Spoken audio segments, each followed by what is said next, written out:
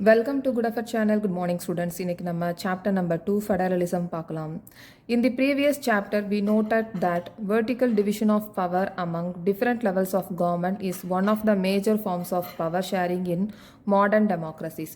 So நம்ம last சாப்டர்லேயே பார்த்துருப்போம் டிஃப்ரெண்ட் லெவல்ஸ் ஆஃப் கவர்மெண்ட் அவங்க பவர்ஸ் வந்து எப்படி ஷேர் பண்ணிக்கிட்டாங்க அப்படின்றது.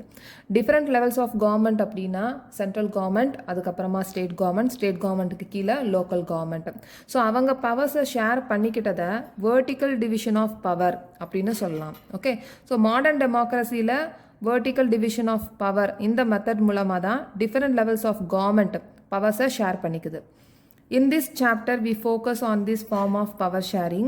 It is most commonly referred to as federalism. இந்த மாதிரி பவர்ஸை ஷேர் பண்ணிக்கிறத ஃபெடரலிசம் அப்படின்னு சொல்கிறோம். We being by describing federalism is general terms. The rest of the chapter tries to understand the theory and practice of federalism in India.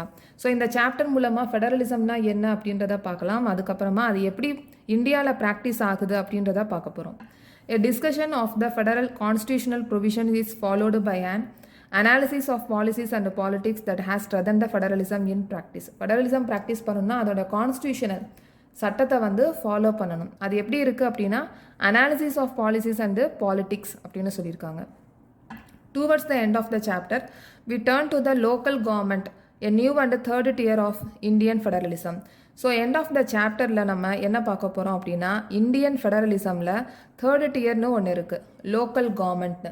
Local government பற்றின விஷயங்கள் டீட்டெயில்டாக நம்ம பார்க்க போகிறோம். So what is federalism? Let us get back to the contrast between Belgium and Sri Lanka that we saw in last chapter.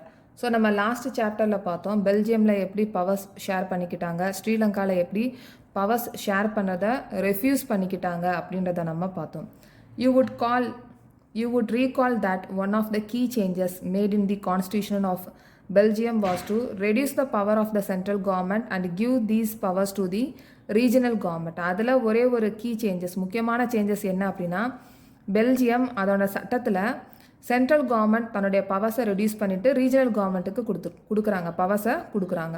Regional governments existed in Belgium even earlier. So regional government அதுக்கு முன்னாடியே பெல்ஜியமில் இருக்கிற regional government அதுக்கு முன்னாடியே powers வந்து இருந்தது. Okay, so regional governments existed in Belgium even earlier. So இந்த மாதிரி different levels இப்போ நம்ம சொல்கிறோம்ல different levels, central government, state government. So இது சொல்கிறதுக்கு முன்னாடியே பெல்ஜியமில் ரீஜனல் கவர்மெண்ட்னு இருந்திருக்கு. They had their roles and powers, அதுக்கும் வந்து ரோல்ஸ் அண்ட் பவர்ஸ் இருந்திருக்கு. But all these powers were given to these governments and could be withdrawn by the central government. So இந்த மாதிரி கொடுத்துருக்கிற பவர்ஸை எப்போ வேணாலும் சென்ட்ரல் கவர்மெண்ட் வித்ட்ரான்னா திரும்ப எடுத்துக்கலாம் அப்படின்ற மாதிரி இருந்தது.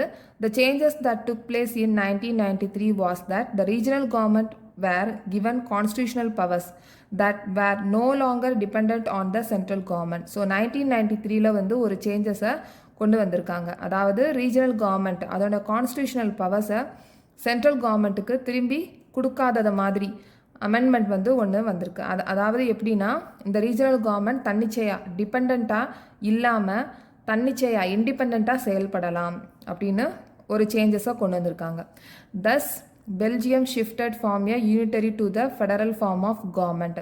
ஸோ இப்போ யூனிட்டரி கவர்மெண்ட்டில் இருந்து ஃபெடரல் ஃபார்மாக வந்திருக்கு. பெல்ஜியம் வந்து இப்போ யூனிட்டரி கவர்மெண்ட்லேருந்து ஃபெடரல் ஃபார்ம் கவர்மெண்ட்டாக இப்போ மாறியிருக்கு. Sri Lanka continues to be for all practical purposes a unitary system where the national government has all the powers. ஆனால் வந்து இங்கே ஸ்ரீலங்காவில் நேஷ்னல் கவர்மெண்ட்டில் தான் எல்லா பவர்ஸும் இருக்குது. அதை வந்து யூனிட்டரி சிஸ்டம் அப்படின்னு சொல்கிறாங்க.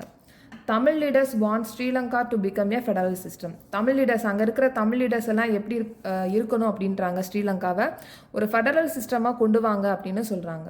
Okay, so federalism is a system of, இப்போ வாட் இஸ் ஃபெடரலிசம்? இது வந்து what is federalism? Federalism is a system of government in which the power is divided between central authority and various constituent unit of the country. So federalism அப்படின்றது என்னென்னா பவர்ஸை வந்து divide பண்ணிக்கிறாங்க. யாருக்கும் central authority and various constituent units. Central authority அதுக்கப்புறமா various constituent unit அப்படின்றத இங்கே வேர்டை வந்து யூஸ் பண்ணியிருக்காங்க. இதுக்கு என்ன அர்த்தம் அப்படின்னா ரீஜனல் கவர்மெண்ட் அப்படின்னு சொல்லலாம், நம்ம இந்தியாவில் ஸ்டேட் கவர்மெண்ட்னு சொல்லலாம். ஆனால் இங்கே ஃபெடரலிசம் அப்படின்னு சொல்லியிருக்கிறதுனால central authority and various constituent unit அப்படின்னு சொல்லியிருக்காங்க. ஸோ இவங்களுக்குள்ள பவர்ஸை டிவைட் பண்ணுறது தான் ஃபெடரலிசம் அப்படின்னு சொல்கிறாங்க. Usually the federalism has 2 levels of government. எப்பயுமே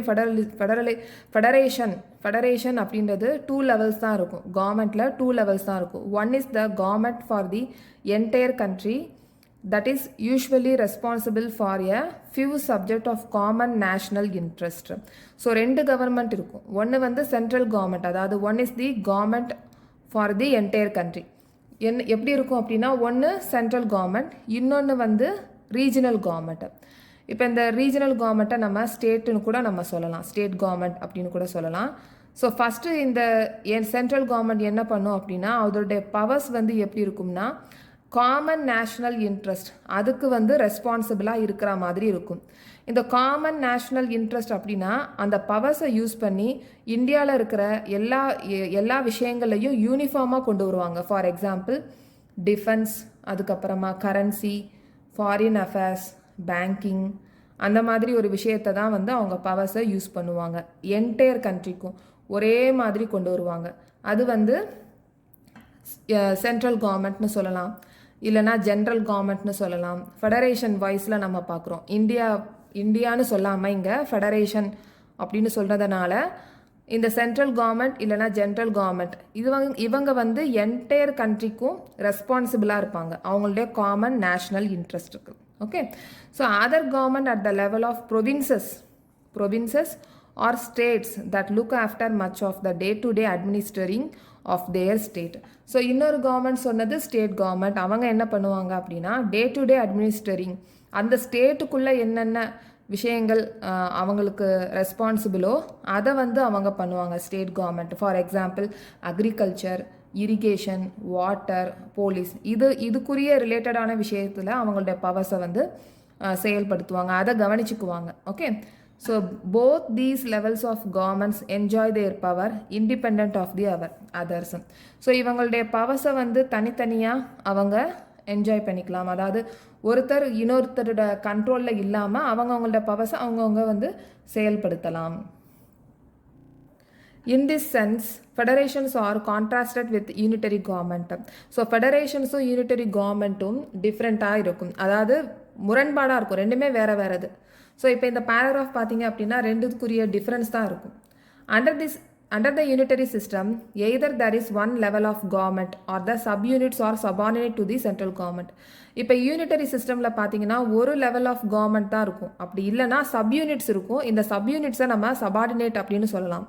subordinate to the central government. Subordinate அப்படின்னா சென்ட்ரல் கவர்மெண்ட்டுக்கு ஒபே பண்ணுற மாதிரி இருக்கும். Okay, subunits are subordinate to the central government. The central government can pass on order to the provincial or local government. இப்போ இந்த unitary சிஸ்டமில் central government ஸ்டேட் கவர்மெண்ட்டுக்கு ஆர்டர்ஸை பாஸ் பண்ணலாம். Okay, but in federal system, இப்போ ஃபெடரல் சிஸ்டமுக்கு சொல்கிறாங்க, federal சிஸ்டமில் த central government cannot order the state government to do something. இப்போ சென்ட்ரல் கவர்மெண்ட் ஸ்டேட் கவர்மெண்ட்டுக்கு எந்த ஆர்டரையும் பாஸ் பண்ணாது, இதை பண்ணு அப்படின்னு சொல்லி எதையும் பாஸ் பண்ணாது. State government has power of its own for which is not answerable to the central government. State கவர்மெண்ட்டுக்குன்னு தனியாக பவர் இருக்குது, அதை சென்ட்ரல் கவர்மெண்ட்டுக்கு ஆன்சர் பண்ணணுன்ற அவசியம் இல்லை. both these governments are separately answerable to the people. So ரெண்டு கவர்மெண்ட்டுமே தனித்தனியாக மக்கள்கிட்ட ஆன்சர் பண்ணிக்கலாம். Okay, so let us look at some of the key features of federalism. இப்போ features of federalism பார்க்க போகிறோம். ஓகே, இதில் இருக்கிற எல்லா ஸ்டேட்மெண்ட்ஸும் நம்ம கண்டிப்பாக பார்க்கணும், ஏன்னா MCQவில் இந்த ஸ்டேட்மெண்ட்ஸே கொடுத்து இது ஃபீச்சர்ஸ் ஃபெடரலிசமோட ஃபீச்சரா அப்படின்னு கேட்கலாம். அதனால் இந்த ஸ்டேட்மெண்ட் எல்லாமே நம்ம கண்டிப்பாக ஞாபகத்தில் வச்சுக்கணும். There are 2 or more levels of government. So ஃபெடரலிசமில் நம்ம பார்த்துருக்கோம் டிஃப்ரெண்ட் டியர்ஸ் ஆஃப் கவர்மெண்ட் இருக்குது, அதாவது சென்ட்ரல் கவர்மெண்ட், ஸ்டேட் கவர்மெண்ட்டு கீழே லோக்கல் கவர்மெண்ட் இருக்குது. நெக்ஸ்ட் வந்து different tiers of government govern the same citizens, but each tier has its own jurisdiction in specific matters of legislation, taxation and administration. இப்போ different tiers of government இருக்குன்னு சொல்லியிருக்கோம். இந்த different tiers of government யாரை govern பண்ணுறது, யாரை rule பண்ணுது, same சிட்டிசன்ஸாக தான் வந்து ரூல் பண்ணுது. இப்போ சென்ட்ரல் கவர்மெண்ட்டும் சரி, ஸ்டேட் கவர்மெண்ட்டும் சரி, எந்த மக்களை வந்து ரூல் பண்ணுது? சேம் சிட்டிசன் நம்மளை தான் ரூல் பண்ணுறாங்க. சென்ட்ரல் கவர்மெண்ட்டும் நம்மளை தான் ரூல் பண்ணுறாங்க, ஸ்டேட் கவர்மெண்ட்டும் நம்மளை தான் ரூல் பண்ணுறாங்க. அதனால தான் இங்கே சேம் சிட்டிசன்ஸ் அப்படின்னு சொல்கிறாங்க. But each dear has its own jurisdiction. இந்த ஜூரிஸ்டிக்ஷன் அப்படின்னு சொல்கிறது ஸ்பெசிஃபிக் ஏரியாஸ், அதுக்கப்புறமா அவங்களுடைய அஃபிஷியல் பவர்ஸ். இந்த அஃபிஷியல் பவர்ஸை ஸ்பெசிஃபிக் ஏரியாவில் இருக்கும். அவங்களோட லீடர்ஸோட பவர்ஸ் வந்து ஸ்பெசிஃபிக் ஏரியாவில் இருக்கும். அவங்களுடைய பவர்ஸ் எல்லாமே in specific matters of legislation, taxation and administration. இப்போ நம்ம ஸ்பெசிஃபிக் ஏரியாஸ்னு சொன்னோம்ல, அதில் லெஜிஸ்லேஷன். இப்போ லெஜிஸ்லேஷன் எடுத்துக்கிட்டோம் அப்படின்னா இந்த சென்ட்ரல் கவர்மெண்ட், ஸ்டேட் கவர்மெண்ட் அவங்கவுங்களுக்குன்னு தனியாக ஒரு லாஸை மேக் பண்ணிக்கலாம். அதாவது அதுக்கு ரிலேட்டடான காமன் சப்ஜெக்டில். இப்போ சென்ட்ரல் கவர்மெண்ட் அப்படின்னா அவங்களோட காமன் சப்ஜெக்ட் நேஷ்னல் இன்ட்ரெஸ்டாக தான் இருக்கும். சென்ட்ரல் கவர்மெண்ட் அதோட நேஷ்னல் இன்ட்ரெஸ்ட் அப்படின்னு சொல்லும்போது கரன்சி. இப்போ இந்தியாவில் இருக்கிற கரன்சி எல்லாமே ஒரே மாதிரி இருக்கும், என்டையர் கண்ட்ரிக்கும் ஒரே மாதிரி இருக்கும்.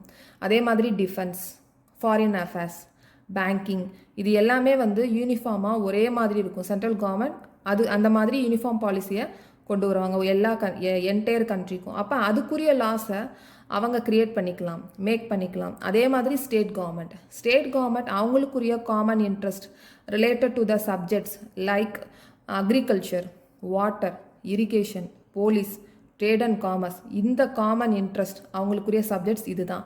அப்போ அதுக்கு ரிலேட்டட்குரிய லாஸ் அவங்க மேக் பண்ணிக்கலாம். ஓகே, அதுதான் அவங்களுடைய இட்ஸ் ஓன் ஜூரிஸ்டிக்ஷன் அப்படின்னு சொல்கிறாங்க. இப்போ டாக்ஸேஷன் அப்படின்னு சொல்லும்போது சென்ட்ரல் கவர்மெண்ட் வந்து டேக்ஸை வந்து கலெக்ட் பண்ணிக்கும். கஸ்டம் டியூட்டி, எக்ஸைஸ் டியூட்டி இதெல்லாம் சென்ட்ரல் கவர்மெண்ட் கலெக்ட் பண்ணிக்கும். ஸ்டேட் கவர்மெண்ட் என்னென்ன டேக்ஸை வந்து கலெக்ட் பண்ணிக்கும்? VAT, entertainment tax, luxurious tax, entry tax, இது எல்லாமே. And administration. அப்போ அவங்கவுங்களுக்குரிய ஸ்பெசிஃபிக் ஏரியாஸில் அவங்களுக்குரிய பவர்ஸ் மூலமாக இது எல்லாமே பண்ணிக்கிறாங்க ஸ்டேட் கவர்மெண்ட்டும் சென்ட்ரல் கவர்மெண்ட்டும். So third point, the jurisdiction of the respective levels are tiers of government are specified in the constitution. இப்போ இந்த jurisdiction சொன்னோம்ல, இது எல்லாமே கான்ஸ்டியூஷனில் ஸ்பெசிஃபை பண்ணி இருக்கணும். So the existence and authority of each tiers of government is constitutionally guaranteed. இப்போ என்னென்ன சொன்னாங்களோ அது எல்லாமே வந்து கான்ஸ்டியூஷனில் இருந்தால் தான் அதை வந்து தொடர முடியும். ஓகே, அதுக்கு கேரண்டியும் இருக்கும், constitutionally guaranteed. So next feature, the fundamental provisions of the constitution cannot be unilaterally changed by one level of government.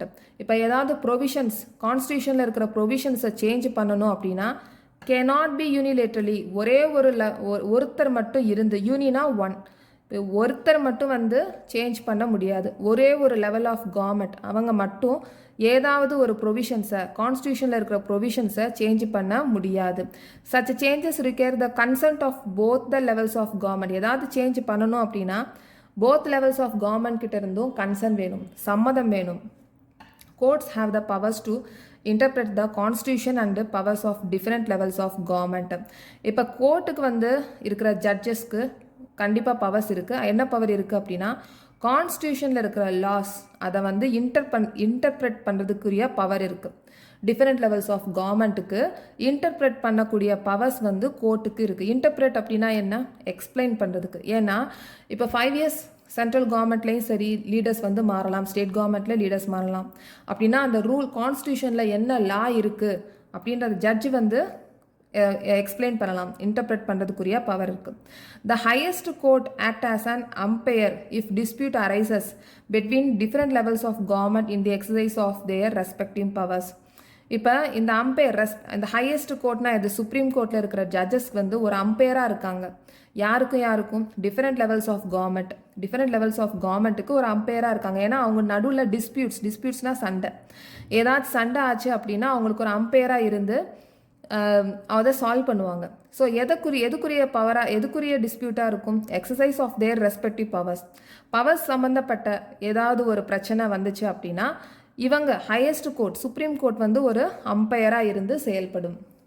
So next வந்து sources of revenue for each level of government are clearly specified to ensure its financial autonomy. So இப்போ 2 levels of government இருக்குல்ல, அவங்களோட revenue வந்து specify பண்ணியிருந்திருக்கும் financial அட்டானமியில். Okay, next கடைசி feature, the federal system thus the dual objectives to safeguard and promote unity of the country while at the same time accommodate regional diversity. So இப்போ இது federal சிஸ்டமோட அப்ஜெக்டிவ்ஸில் ரெண்டு சொல்லியிருக்காங்க. ஒன்று வந்து சேஃப்கார்ட் அண்ட் ப்ரொமோட், நெக்ஸ்ட் வந்து safeguard and promote unity of the country while at the same time accommodate regional diversity. இப்போ வந்து பலதரப்பட்ட மக்கள் இருக்காங்க. ஸோ அவங்களுக்கு எல்லாருக்கும் ஒரே மாதிரி சேம் டைம் அக்காமடேட் ஒரே மாதிரி ரெக்கக்னைஸ் பண்ணணும். அப்படி பண்ணோம் அப்படின்னா கண்ட்ரி வந்து எப்படி இருக்கும், சேஃபாகவும் இருக்கும், யூனிட்டி ஆஃப் த கண்ட்ரியாகவும் இருக்கும். பலதரப்பட்ட மக்கள் இருந்தாலும் அவங்களை எல்லாரையும் எப்படி பண்ணணும், ஒரே மாதிரி ரெக்கக்னைஸ் பண்ணணும். ஸோ பண்ணோம்னா சேஃபாக இருக்கும், நம்மளுடைய கண்ட்ரி எப்படி இருக்கும், யூனிட்டி ஆஃப் கண்ட்ரி. இதான் வந்து அப்ஜெக்டிவ்ஸ் ஆஃப் ஃபெடரல் சிஸ்டம் அப்படின்னு சொல்கிறோம். நெக்ஸ்ட் வந்து therefore two aspects are crucial for institution and practice of federalism. So திருப்பி வந்து சொல்கிறாங்க ரெண்டு க்ரூஷியல் ஆஸ்பெக்ட்ஸ் வந்து சொல்கிறாங்க ஃபெடரலிசமில். Governments at different level should agree to some rules of power sharing. So ரெண்டு டிஃப்ரெண்ட் லெவல்ஸ் ஆஃப் கவர்மெண்ட் இருக்குல்ல, 2 or more levels of government வந்து அக்ரி பண்ணணும் அப்படின்னு சொல்கிறாங்க. பவர் ஷேரிங்கில் என்ன ரூல்ஸ் இருக்கோ அதை நம்ம அக்ரி பண்ணணும் அப்படின்னு சொல்கிறாங்க.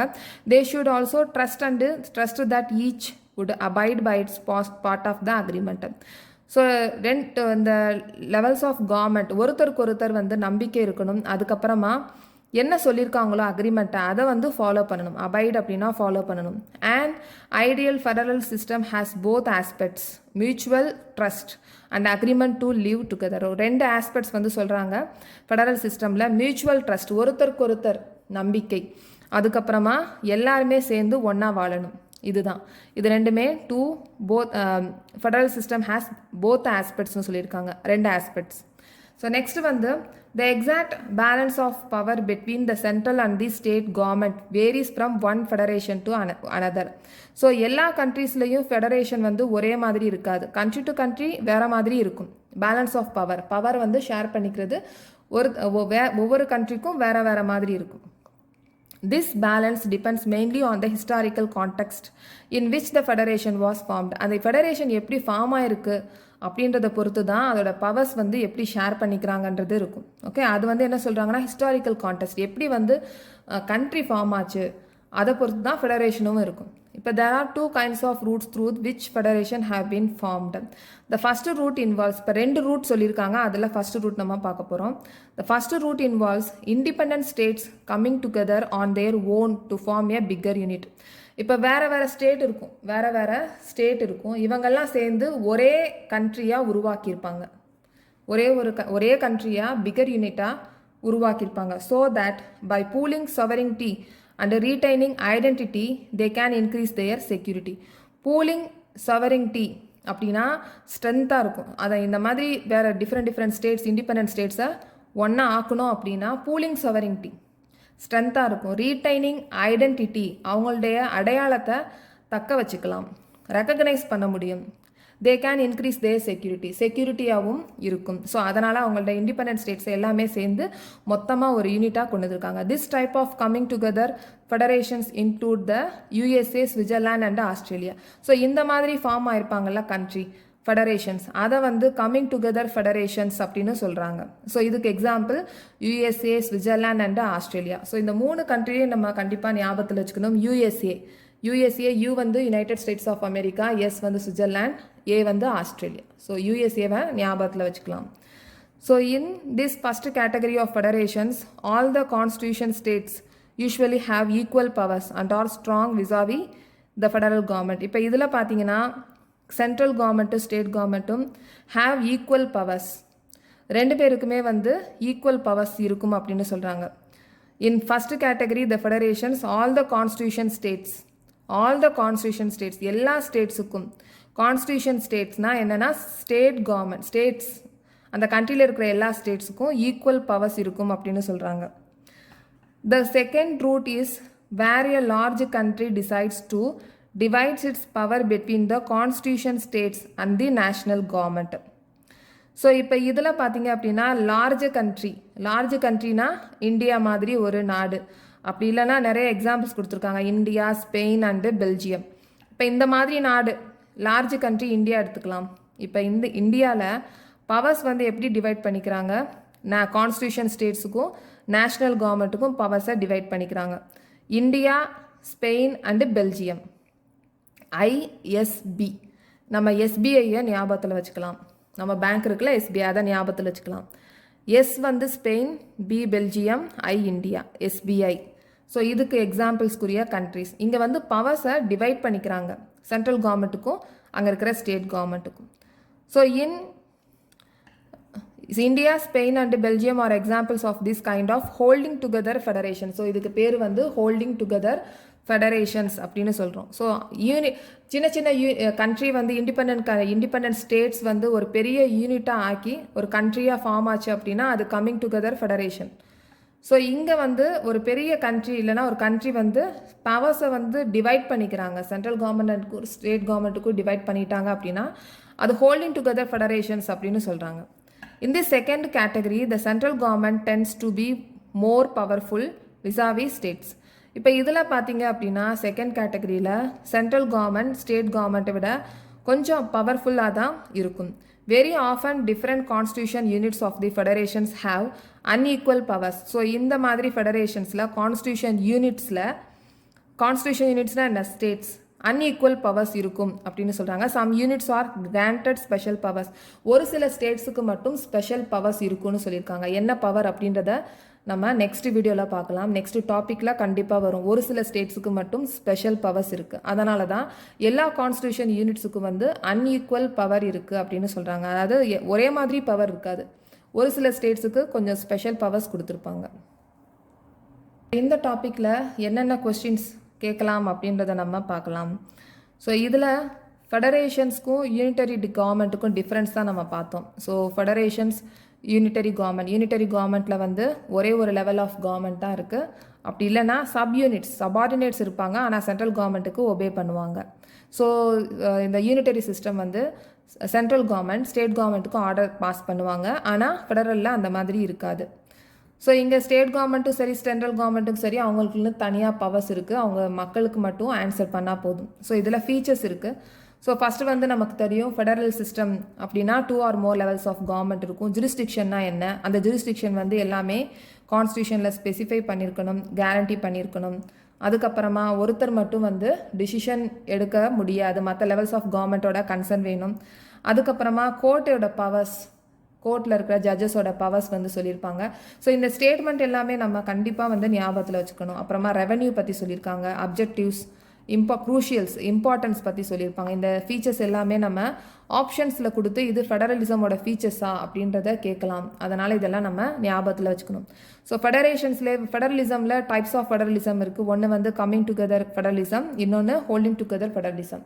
கம்மிங் டுகெதர் ஃபெடரலிசமில் எந்தெந்த நாடுகளோட எக்ஸாம்பிள்ஸ் கேட்கலாம், USA, Switzerland and Australia. Holding together ஃபெடரேஷன்ஸோட எக்ஸாம்பிள்ஸ் எந்தெந்த கண்ட்ரின்னு கேட்கலாம்.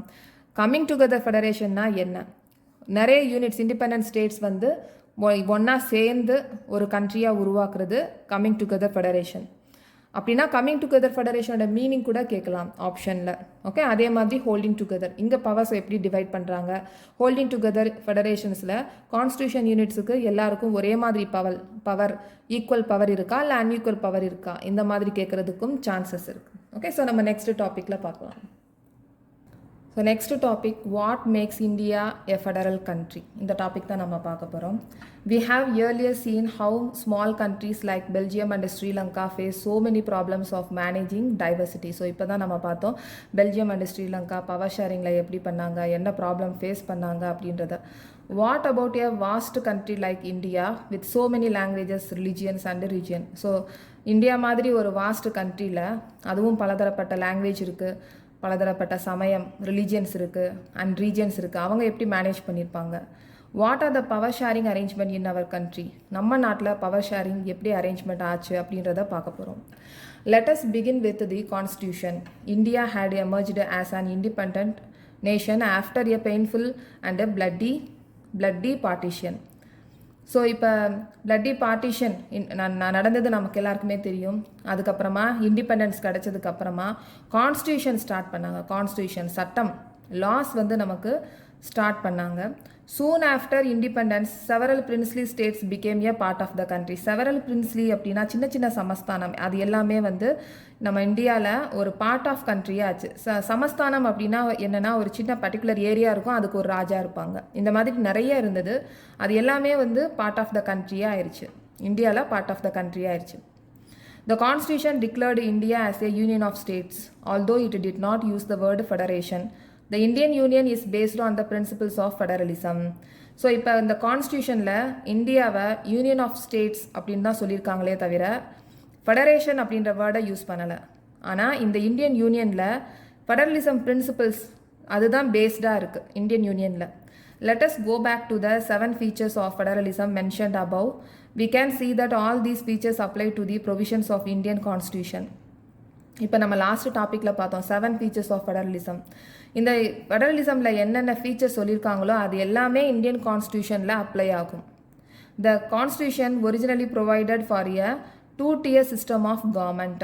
இந்த கான்ஸ்டியூஷனில் 2-tier system இருக்குது. அதில் union government or what we call the central government representing the Union of India and the state government. 2-tier of government சொன்னோம்ல, அதில் வந்து யூனியன் கவர்மெண்ட் அதுக்கப்புறமா ஸ்டேட் கவர்மெண்ட். இந்த யூனியன் கவர்மெண்ட்டை சென்ட்ரல் கவர்மெண்ட்னு சொல்கிறாங்க. Okay, union government and state government. Later the third tier of federalism was added in the form of panchayat and municipalities. மூணாவது third dear government வந்து இருக்குது, ஆட் பண்ணியிருக்காங்க. அதில் பஞ்சாயத் அண்டு முனிசிபாலிட்டிஸ் இருக்குது. As in any federation, these different tiers enjoy separate jurisdiction. இப்போ federation இந்த different tiers of கவர்மெண்ட்டுக்குள்ள இது எல்லாத்துக்குமே செப்பரேட் jurisdiction இருக்குது. Okay, the Constitution clearly provided a threefold distribution of legislative powers between the union government and the state government.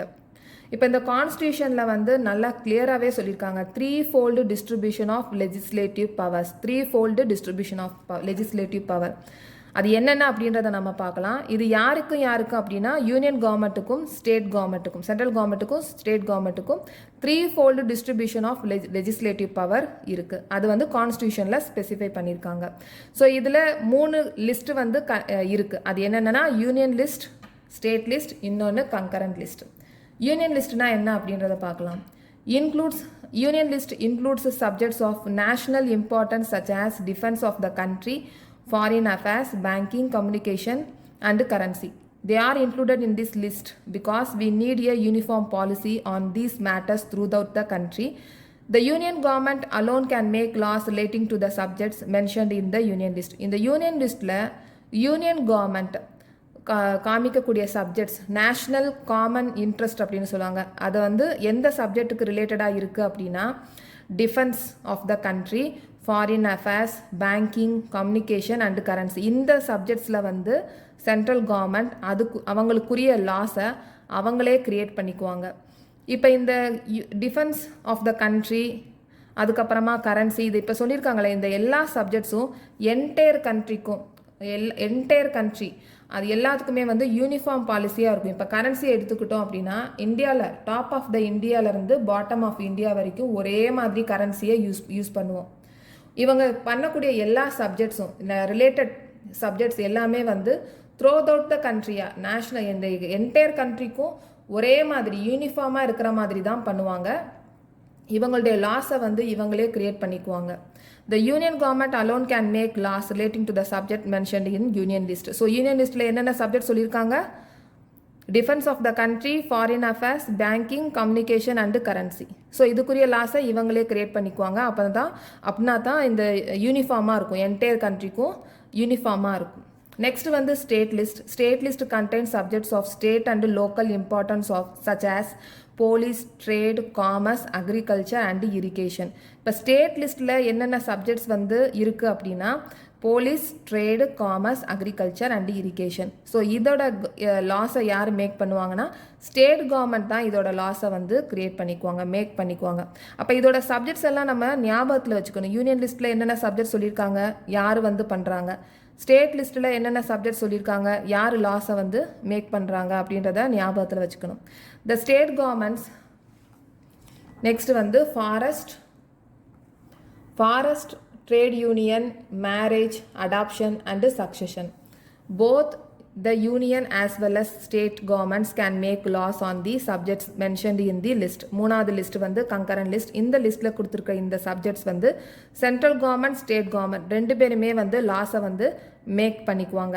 என்னென்ன subjects அப்படின்னா forest, trade unions, marriage, adoption and succession, இது எல்லாமே. இப்போ இந்த ரெண்டுத்துலேயும் state government and central government conflict ஆச்சு அப்படின்னா, சண்டை வந்துச்சு அப்படின்னா, யூனியன் கவர்மெண்ட் அவங்களோடது தான் லாஸ் வந்து எஃபெக்டிவாக இருக்கும். ஸோ நெக்ஸ்ட் பாயிண்ட் அதான் சொல்லியிருக்காங்க. If there law conflicts with each other, the law made by the union government will prevail. So ஏதாச்சும் கான்ஃப்ளிக்ட் ஆச்சு அப்படின்னா அதை யூனியன் கவர்மெண்ட்டோடது தான் ப்ரிவைல், எஃபெக்டிவாக இருக்கும். What about subjects that do not fall in any of the three list or subjects like computer software that came up after the constitution was made? இப்போ union லிஸ்ட்டில் சொல்லியிருக்க சப்ஜெக்ட், ஸ்டேட் லிஸ்ட்டில் சொல்லியிருக்க subject எல்லாமே வந்து கான்ஸ்டியூஷனில் சொல்லியிருக்காங்க. ஆனால் இந்த கம்ப்யூட்டர் சாஃப்ட்வேர் வந்து எப்படி இருந்தது, கான்ஸ்டியூஷன் எழுதுனதுக்கு அப்புறமா கம்ப்யூட்டர் சாஃப்ட்வேர் வந்திருக்கிறதுனால இதை யார் வந்து லாஸை மேக் பண்ணுவாங்க? அதான் இந்த லிஸ்ட்டில், இந்த யூனியன் லிஸ்ட், ஸ்டேட் லிஸ்ட், கங்கரண்ட் லிஸ்ட்டில் இல்லாததை லிஸ்ட் அப்படின்னு பார்த்தோன்னா கம்ப்யூட்டர் சாஃப்ட்வேர். இந்த சப்ஜெக்டை நம்ம ரெசிடுவரி சப்ஜெக்ட் அப்படின்னு சொல்லுவோம். இதுக்குரிய லாஸை யார் வந்து மேக் பண்ணுவாங்க அப்படின்றத பார்க்கலாம். What about subjects that do not fall in any of three list? இந்த த்ரீ லிஸ்ட்டில் இல்லாத சப்ஜெக்ட் யார் பார்த்துக்குவாங்க? அந்த சப்ஜெக்டோட பேர் வந்து ரெசிடுவரி சப்ஜெக்ட். அது என்னன்னா computer software. Or subjects like computer software that came up after constitution, கான்ஸ்டியூஷனுக்கு அப்புறமா வந்தது.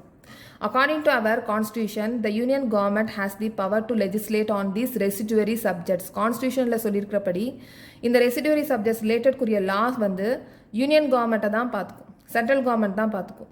ஸோ அப்போ அதுனா இன்டர்நெட், ஹார்ட்வேர், ப்ரோக்ராமிங், இது எல்லாமே வந்து அதுக்குரிய லாஸை வந்து சென்ட்ரல் கவர்மெண்ட் தான் பார்த்துக்கும். We noted above that most federations that are formed by holding together do not give equal powers to its constitution units. நம்ம லாஸ்ட் இப்போ டாப்பிக்லேயே பார்த்தோம், ஹோல்டிங் டுகெதரில் இருக்கிற கான்ஸ்டியூஷன் யூனிட்ஸுக்கு வந்து ஈக்குவல் பவர்ஸ் இருக்காது. ஒரு சில கான்ஸ்டியூஷன் யூனிட்ஸ்க்கு ஸ்பெஷல் பவர் இருக்குது அப்படின்னு நம்ம பார்த்துருக்கோம். ஸோ அதுதான் இப்போ நம்ம பார்க்க போகிறோம். Thus all states in the Indian union do not have identical powers.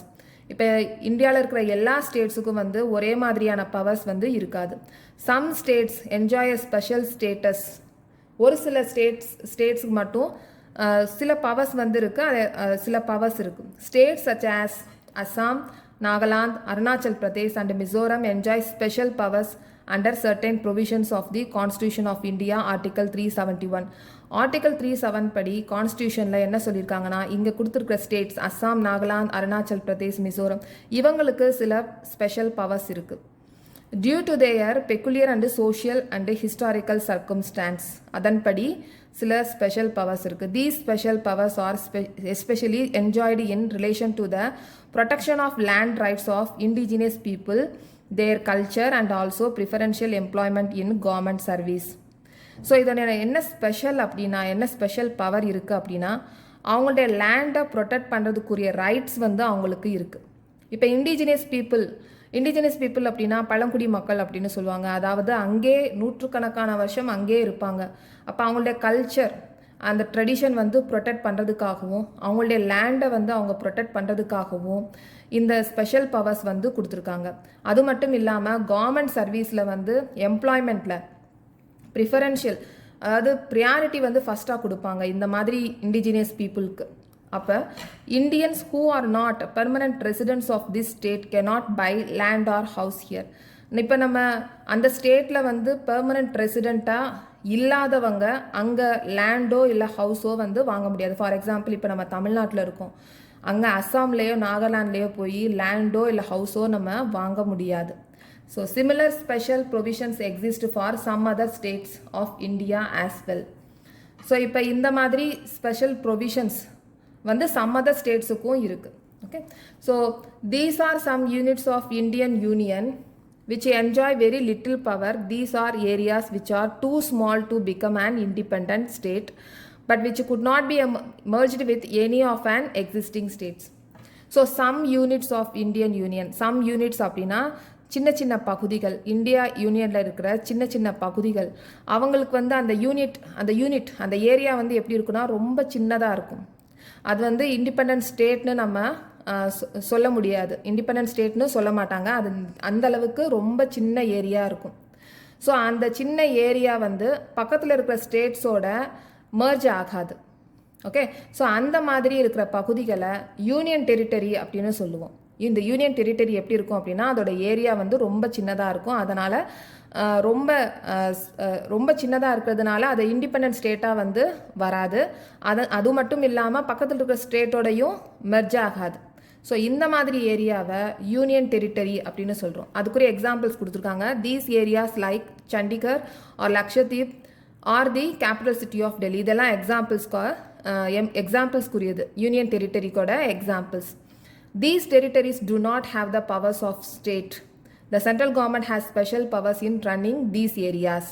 So state government எதுவுமே வந்து பவர்ஸ் கிடையாது இதுக்கு, யூனியன் டெரிட்டரிக்கு. ஆனால் சென்ட்ரல் கவர்மெண்ட்டுக்கு ஸ்பெஷல் பவர்ஸ் இருக்குது. ரன்னிங் தீஸ் ஏரியாஸ், இந்த ஏரியாஸை ரன் பண்ணுறதுக்கு, கவர்ன் பண்ணுறதுக்கு சென்ட்ரல் கவர்மெண்ட்டுக்கு சில ஸ்பெஷல் பவர் இருக்குது.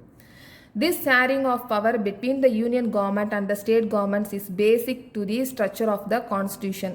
ஸோ கான்ஸ்டியூஷனில் சொல்லியிருக்கிற ஸ்ட்ரக்சர் படி பவர் ஷேரிங் வந்து இருக்கும் யூனியன் கவர்மெண்ட்டுக்கும் ஸ்டேட் கவர்மெண்ட்டுக்கும். It is not easy to make any changes to the power sharing arrangement. So ரொம்ப ஈஸியானது கிடையாது இந்த பவர் ஷேரிங் சேஞ்சஸ் பண்ணணும் அப்படின்னா. கான்ஸ்டியூஷனில் ஏதாச்சும் பவர் ஷேரிங்கை ஏதாச்சும் சேஞ்ச் பண்ணணும்னா இட்ஸ் நாட் ஈஸி அப்படின்னு சொல்கிறாங்க. The parliament cannot on its own change this arrangement. Parliament மட்டும் வந்து சேஞ்ச் பண்ண முடியாது அதுவா. Any change to it has to be first passed by both the House of Parliament with at least 2/3 majority. Then it has to be ratified by the legislatures of at least half of the total states. அப்போ parliament மட்டும் இந்த கான்ஸ்டியூஷனில் powers ஏதாச்சும் change பண்ணணும்னா பண்ண முடியாது. 2 house இருக்குது, Lok Sabha and Rajya Sabha. இந்த இதில் ரெண்டுத்துலேயும் முதல்ல வந்து மெஜாரிட்டி பார்ப்பாங்க. எவ்வளோ இருக்கணும்னு சொல்லியிருக்காங்க, அட்லீஸ்ட் 2/3 ஆஃப் மெஜாரிட்டி வந்து இருக்கணும். இந்த 2/3 மெஜாரிட்டியில் half ஆஃப் த இப்போ ஏதாச்சும் வந்து கான்ஸ்டியூஷன் ஏதாச்சும் மாற்றணும் அப்படின்னா அதுக்குரிய ரிலேட்டட் வந்து ஓட்டிங் எவ்வளோ இருக்கணும், 2/3 மெஜாரிட்டி இருக்கணும் லோக்சபாக்கும் ராஜ்யசபாக்கும். 2/3 மெஜாரிட்டி கிடைச்சாலும் அதை வந்து லெஜிஸ்லேச்சர் என்ன சொல்லியிருக்காங்களோ அதை ரெக்கக்னைஸ் பண்ணுறதுக்கு half ஆஃப் தி டோட்டல் ஸ்டேட்லனாச்சும் அட்லீஸ்ட் வந்து என்ன பண்ணியிருக்கணும், ரெக்கக்னைஸ் பண்ணியிருக்கணும், ராட்டிஃபைட் பண்ணியிருக்கணும்னு சொல்லியிருக்காங்க. ஓகே, லெஜிஸ்லேச்சரில் என்ன மாற்றம் கொண்டு வந்திருக்காங்களோ அதை total states, half of the total ஸ்டேட்ஸில் ராட்டிஃபைட் பண்ணணும் அப்படின்னு சொல்லியிருக்காங்க, ரெக்கக்னைஸ் பண்ணணும். The judiciary plays an important role in and overseeing the implementation of constitutional provisions and procedures. இந்த ஜுடிஷியரிஸ் வந்து ரொம்ப இம்பார்ட்டண்ட்டாக இருக்குது கான்ஸ்டியூஷனல் அண்ட் ப்ரொவிஷன்ஸ் அண்ட் ப்ரொசீஜருக்கு. Okay, in case of any dispute about the division of powers, the High Court and the Supreme Court make a decision. So இப்போ ஏதாவது ஒரு conflict இல்லைனா டிஸ்பியூட் சண்டை வந்துச்சு அப்படின்னா டிவிஷன் ஆஃப் பவர்ஸில் அப்போ ஹைகோர்ட்டும் சுப்ரீம் கோர்ட்டும் தான் டிசிஷனை மேக் பண்ணும். The union and the state government have the powers to raise sources by levying taxes in order to carry on the government and responsibilities assign to each of them. So இப்போ union கவர்மெண்ட்டுக்கும் state கவர்மெண்ட்டுக்கும் powers இருக்குது. Raise resources அப்படின்னா அவங்களோட revenue வேணும்ல, அப்போ revenue வேணும்னா என்ன பண்ணுவாங்க, by levying taxes. So in order to carry on government and the responsibilities assigned to each on them. So resources வந்து raise பண்ணணும் அப்படின்னா டேக்ஸை வந்து லெவி பண்ணிக்கலாம். ஸோ அதுக்குரிய ரெஸ்பான்சிபிலிட்டிஸ் அவங்க 2 பேருக்குமே இருக்குது. ஸோ நெக்ஸ்ட் டாபிக் பார்க்குறதுக்கு முன்னாடி நம்ம இந்த டாப்பிக்கில் என்னென்ன கொஸ்டின்ஸ் கேட்கலாம் அப்படின்றத ஒரு சின்ன ரிவிஷன், அதுக்கப்புறமா ஒரு ஐடியாவும் நமக்கு கிடைக்கும். ஸோ இப்போ இதில் வந்து எத்தனை டியர் ஆஃப் கவர்மெண்ட் இருக்குது அப்படின்றத நம்ம பார்த்தோம். சென்ட்ரல் கவர்மெண்ட், ஸ்டேட் கவர்மெண்ட், மூணாவதாக லோக்கல் கவர்மெண்ட்டில் என்னென்ன இருக்குது, பஞ்சாயத்து அண்டு முனிசிபாலிட்டிஸ். இது என்ன லெஜிஸ்லேஷன் பவர்ஸை எத்தனை ஃபோல்டு டிஸ்ட்ரிபியூஷன் ஆஃப் லெஜிஸ்லேட்டிவ் பவர்னு கேட்கலாம். 3-fold distribution of legislative power. Okay, இது வந்து படிச்சுக்கலாம், இந்த ஸ்டேட்மெண்ட்டாக படிச்சுக்கலாம். கான்ஸ்டியூஷனில் எப்படி வந்து லெஜிஸ்லேட்டிவ் பவர்ஸ் வந்து எத்தனை ஃபோல்டு இருக்குது அப்படின்றத கேட்கலாம். ஸோ நெக்ஸ்ட்டு வந்து எத்தனை லிஸ்ட் இருக்குது, union list, state list, concurrent list இருக்குது. இந்த 3 லிஸ்ட்டுமே இல்லாத இன்னொரு சப்ஜெக்ட் ரெசிடுவரி சப்ஜெக்ட், அது யார் பார்த்துக்கிறாங்க, யூனியன் லிஸ்ட்டில் என்னென்ன சப்ஜெக்ட் இருக்குது, யார் பார்த்துக்கிறாங்க, என்னென்ன சப்ஜெக்ட் இருக்குது, அதாவது எந்த மாதிரியான சப்ஜெக்ட்ஸை வந்து சென்ட்ரல் கவர்மெண்ட் பார்த்துக்குது, ஃபாரின் அஃபேர்ஸ், பேங்கிங், கரன்சி, அதுக்கப்புறமா டிஃபென்ஸ் ஆஃப் த கண்ட்ரி, இது எல்லாமே. ஓகே, ஸோ யூனியன் லிஸ்ட் இதை பற்றி படிச்சுக்கணும். ஸ்டேட் லிஸ்ட்டில் என்னென்ன சொல்லியிருக்காங்க, யார் பார்த்துக்கிறாங்க, ஸ்டேட் கவர்மெண்ட் பார்த்துக்குது, இதோடக்குரிய லாஸை இவங்களே பண்ணிக்கிறாங்க. சென்ட்ரல் கவர்மெண்ட் அதுக்குரிய லாஸை அவங்களே பண்ணிக்கிறாங்க. ஸ்டேட் லிஸ்ட் என்னென்ன சப்ஜெக்ட் சொல்லியிருக்காங்க, police, trade, commerce, agriculture and irrigation. Okay. Next வந்து கங்கரண்ட் லிஸ்ட்னா union government, central government, state government ரெண்டு பேருமே சேர்ந்து தான் பார்க்குறாங்க. அப்போ அதுக்குரிய சப்ஜெக்ட்ஸ் என்னென்ன இருக்குது? Forest, trade union, marriage, adoption and succession, இது எல்லாமே. ஸோ இதில் கான்ஃப்ளிக்ட் ஆச்சுன்னா யார் பார்த்துக்குவாங்க? ஸோ இது படிச்சுக்கணும். அப்புறம் நம்ம சொன்னால ரெசிடுவரி சப்ஜெக்ட்னா என்ன சப்ஜெக்ட்? கம்ப்யூட்டர் சாஃப்ட்வேர், அது கான்ஸ்டியூஷனுக்கு அப்புறமா வந்தது, அது யார் பார்த்துக்குவாங்க? ஸோ நெக்ஸ்ட் வந்து ஒரு சில கான்ஸ்டியூஷன் யூனிட்ஸ்க்கு வந்து ஸ்பெஷல் பவர்ஸ் இருக்குது. அது என்னென்ன கான்ஸ்டியூஷன் யூனிட்ஸ், அதாவது ஸ்டேட்ஸ் என்னென்ன அப்படின்றத பார்க்கணும். அஸ்ஸாம், நாகாலாந்து, அருணாச்சல் பிரதேஷ் அண்ட் மிசோரம், இது என்ன ஆர்டிக்கல் அப்படின்றத பார்த்துக்கணும். அவங்களுக்கு என்ன ஸ்பெஷல் பவர் இருந்தது? So protecting of their land rights இருந்தது, ப்ரொடெக்ஷன் ஆஃப் லேண்ட் ரைட்ஸ் இருக்குது. அப்படின்னா என்ன, அது படிச்சுக்கணும். ஸோ நெக்ஸ்ட் வந்து யூனியன் டெரிட்டரினா என்ன? ஏரியா வந்து சின்னதாக இருக்கும், அது இண்டிபெண்டன்ட் ஸ்டேட்டாகவும் இருக்காது, பக்கத்தில் இருக்கிற ஸ்டேட்லேயும் மர்ஜ் ஆகாது. அப்போ யூனியன் டெரிட்டரியோட எக்ஸாம்பிள்ஸ் வந்து பார்த்துக்கணும். இதை யார் பார்த்துக்கிறதுக்கு பவர்ஸ் வந்து யாருக்கு இருக்குது இதை பார்த்துக்கிறதுக்கு? ஸோ அது படிச்சுக்கணும். ஸோ நெக்ஸ்ட் வந்து ஏதாச்சும் டிஸ்பியூட் ஆச்சு, அதாவது கான்ஸ்டியூஷனில் பவர்ஸ் வந்து ஷேரிங்காக சேஞ்ச் பண்ணுறதுக்கு, சேஞ்ச் பண்ணுறதுக்கு யார் பண்ணுறா, எப்படி பண்ணுறாங்க? பார்லிமெண்ட்டில் அவங்களா சேஞ்ச் பண்ண முடியாது. ஸோ 2 ஹவுசஸ் இருக்குது, லோக்சபா அண்ட் ராஜ்சபா. 2 பேர்லையும் 2/3 மெஜாரிட்டி இருக்கணும். அதுக்கப்புறமா half ஆஃப் த டோட்டல் ஸ்டேட்ஸில் வந்து அதை ராட்டிஃபைட் பண்ணணும். ஸோ இதை படித்து வச்சுக்கணும். ஸோ நெக்ஸ்ட் வந்து இதில் வந்து டிஸ்பியூட் ஏதாச்சும் ஆச்சு அப்படின்னா யார் பார்த்துக்குவாங்க? ஹைகோர்ட்டை, அதுக்கப்புறமா சுப்ரீம் கோர்ட் தான் வந்து டிசிஷன் எடுத்துக்குவாங்க. ஸோ யூனியன் அண்ட் ஸ்டேட் கவர்மெண்ட்டை ரிசோர்ஸஸை ரைஸ் பண்ணணும் அப்படின்னா லெவிங் டேக்ஸ் பண்ணிக்குவாங்க. அது ரெண்டுக்கும் அவங்களாம் ரெஸ்பான்சிபிலிட்டி. ஸோ இந்த மாதிரி கொஷின்ஸ் வந்து கேட்குறதுக்கு நிறைய சான்சஸ் இருக்குது. ஸோ இந்த மாதிரி நீங்கள் ரிவிஷன் கூட பண்ணி பார்க்கலாம். ஸோ நெக்ஸ்ட் டாபிக் பார்க்கலாம். So how is federalism practised? So நம்ம இந்தியாவில் எப்படி ஃபெடரலிசம் ப்ராக்டிஸ் ஆச்சு அப்படின்றது தான் நம்ம பார்க்க போகிறோம். So constitutional provisions are necessary for the success of federalism, but these are not sufficient.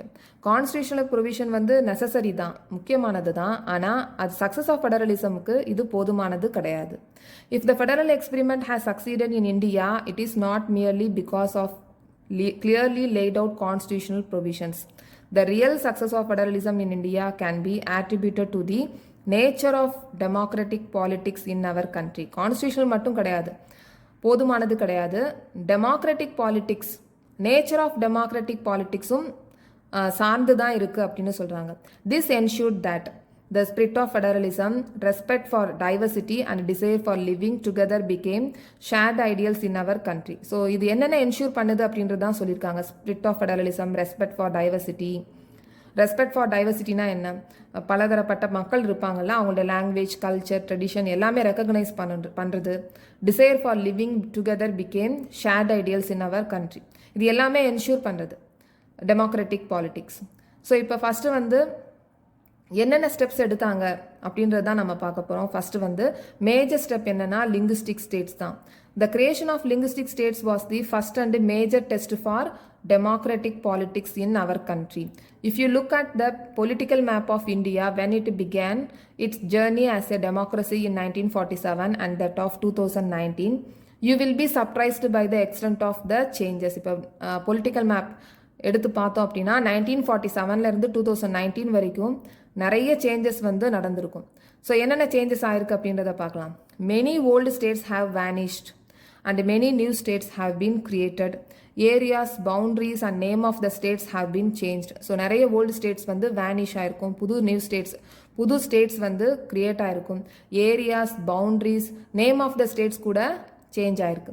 In 1947, the boundaries of several old states of India were changed in order to create new states. So new states வந்து create பண்ணுறதுக்காக several boundaries of several old states இருக்குல்ல, old states, பழைய ஸ்டேட்ஸோட boundaries எல்லாமே வந்து மாறி இருக்கும். This was done to ensure that people who spoke the same language lived in the same state. So இதெல்லாம் எதுக்காக பண்ணாங்க அப்படின்னா, மக்கள் ஒரே மொழியில் பேசுகிறாங்கல்ல, அந்த மக்களோட ஸ்டேட்ஸ் எல்லாம் அதிலே இருக்கிற மாதிரி பிரிக்கிறதுக்காக தான் இந்த பவுண்ட்ரிஸ் எல்லாம் வந்து மாற்றிருக்காங்க. இப்போ ஃபார் எக்ஸாம்பிள் தமிழ்நாடுனா, தமிழ் பேசுகிறவங்க எல்லாருமே அந்த தமிழ்நாட்டிலே இருக்கிற மாதிரி பவுண்ட்ரிஸை வந்து மாற்றிருப்பாங்க. ஸோ அதுதான் சொல்லியிருக்காங்க. Some states were created not on the basis of language but to recognise different based on culture, ethnicity or geography. இப்போ வந்து ஒரு சில ஸ்டேட்ஸை ஸ்டேட்ஸை வந்து நிறைய ஸ்டேட்ஸை வந்து லாங்குவேஜ் பேசிஸில் சேம் லாங்குவேஜ் என்ன லாங்குவேஜ் பேசுகிறாங்களோ அதே லாங்குவேஜில் அதே ஸ்டேட்டில் இருக்கிற மாதிரி பவுண்ட்ரிஸை மாற்றினாங்க, ஸ்டேட்ஸை உருவாக்குனாங்க. ஆனால் ஒரு சில ஸ்டேட்ஸ் வந்து லாங்குவேஜ் பேசிஸில் ஸ்டேட்ஸை உருவாக்காமல் அவங்களுடைய கல்ச்சர், எத்னிசிட்டி, ஜியோகிராஃபி இதன் அடிப்படையில் ஸ்டேட்ஸை வந்து உருவாக்கியிருப்பாங்க. அதுக்குரிய எக்ஸாம்பிள்ஸ் தான் வந்து தீஸ் இன்க்ளூட் ஸ்டேட்ஸ் லைக், அதுக்குரிய எக்ஸாம்பிள் வந்து நாகாலாந்து, உத்தரகாண்ட், ஜார்க்கண்ட். இங்கே வந்து ஒரே மாதிரி லாங்குவேஜ் வந்து பேசியிருக்க மாட்டாங்க. அவங்களுடைய கல்ச்சர், எத்னிசிட்டி, ஜியோகிராஃபி இதை பொறுத்து தான் அதோட ஸ்டேட்ஸ் வந்து உருவாகியிருக்கு. Okay, next. When the demand for the formation of states on the basis of language was raised, some national leaders feared that it would lead to the disintegration of the country. So இப்போ language பேசிஸில் வந்து ஸ்டேட்ஸை வந்து create பண்ணியாச்சு. ஆனால் ஒரு சில national leaders வந்து ரொம்பவே பயந்தாங்க. இந்த மாதிரி பண்ணுறதுனால கண்ட்ரியோட யுனைட்டி வந்து ஒற்றுமை குலைஞ்சிருமோ அப்படின்றத பயந்தாங்க. The central government resisted linguistic states for some time. So central government அதுக்கு சில காலங்களுக்கு வந்து சென்ட்ரல் கவர்மெண்ட் வந்து இந்த லிங்குஸ்டிக் ஸ்டேட்ஸுக்கு பிரிச்சாங்கல்ல, லாங்குவேஜ் பேசிஸில் பிரிச்சாங்களா, அதுக்கு எதிர்ப்பும் தெரிவித்தாங்க. But the experience has shown that the formation of linguistic states has actually made the country more united. It has also made administration easier. ஆனால் இந்த மாதிரி லிங்குஸ்டிக் ஸ்டேட்ஸ் கிரியேட் பண்ணதுனால ரொம்பவே யுனைட்டடாகவே இருந்தது, அட்மினிஸ்ட்ரேஷன் பண்ணுறதுக்கும் ஈஸியாகவே இருந்தது. ஸோ நெக்ஸ்ட் வந்து language policy. A second test for Indian Federation is the language policy. Second test வந்து என்னது? language policy தான். So our constitution did not give the status of national language to any one language. So நம்ம இந்தியாவில் நிறைய language இருக்குது, ஆனால் கான்ஸ்டியூஷனில் ஒரு status எந்த ஒரு லாங்குவேஜுக்கும் நேஷ்னல் லாங்குவேஜ் அப்படின்ற ஒரு ஸ்டேட்டஸ் வந்து கொடுக்கல. Hindi was identified as the official language. Hindi வந்து ஒரு அஃபிஷியல் லாங்குவேஜாக தான் ஐடென்டிஃபை பண்ணியிருக்காங்க. But Hindi is the mother tongue of only about 40% of Indians. So நம்ம இந்தியன்ஸ்கிட்ட 40% ஆஃப் பீப்புள் வந்து ஹிந்தி மதர் டங்காக இருக்குது. therefore there were many safeguards to protect other languages. So அதனால் நிறைய வழிகள் பண்ணியிருக்காங்க மற்ற லாங்குவேஜை ப்ரொடெக்ட் பண்ணணும் அப்படின்னு சொல்லி. Besides Hindi there are 21 other languages recognized as scheduled languages by the constitution. So constitution வந்து ஹிந்தி தவிர்த்து 21 லாங்குவேஜஸ் வந்து ஷெட்யூல் லாங்குவேஜாக ரெக்கக்னைஸ் பண்ணாங்க. A candidate in the examination conducted for the central government positions may opt to take the examination in any of these languages. So இப்போ central கவர்மெண்ட்டில் ஏதாவது ஒரு examination conduct பண்ணாங்க அப்படின்னா கேண்டிடேட்ஸ் வந்து இந்த ஷெட்யூல்டு லாங்குவேஜில் ஏதாவது ஒரு லாங்குவேஜ் ஆப் பண்ணி எக்ஸாமினேஷனை அட்டன் பண்ணலாம். States to have their own official languages. Much of the government work takes place in the official language of the concerned state. So states கூட வந்து அவங்கவுங்க அஃபிஷியல் லாங்குவேஜில் அவங்கவுங்க ஒர்க்கை வந்து பண்ணிக்கலாம். Unlike Sri Lanka, the leaders of our country adapted a very cautious attitude in spreading the uses of Hindi. According to the constitution, the use of English for official purpose was to stop in 1965. So in constitution படி 1965ல வந்து English official பர்பஸாக use பண்ணதை stop பண்ணாங்க. however